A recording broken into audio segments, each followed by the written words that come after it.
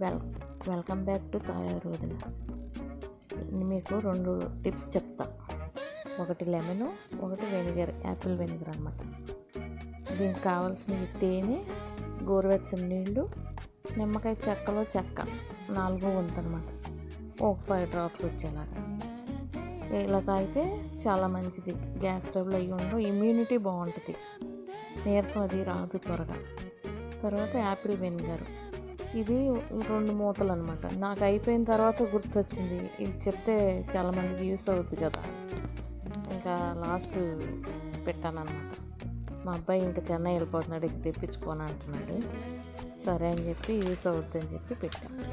ఒక మూత ఏమో వెనిగర్ పోసి, ఒక మూత ఒక స్పూను తేనె పోసి,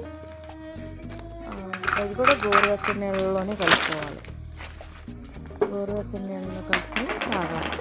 పొద్దున్నే పరగడుపుని తాగాలి. ఇది కూడా ఇదేం మా బాబు తాగుతాడు, తేనె లెమన్ నేను తాగుతాను అనమాట. ఇది గ్యాస్ ట్రబుల్, ఈ పొట్టలో ప్రాబ్లమ్స్ అవి కూడా పెద్దగా ఉండవు, చాలా వరకు క్యూర్ అవుతాయి అన్నమాట.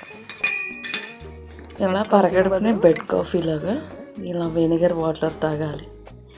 అప్పుడు స్టమక్ మొత్తం బాగుంటుంది అన్నమాట, జీర్ణశక్తికి వాటికి.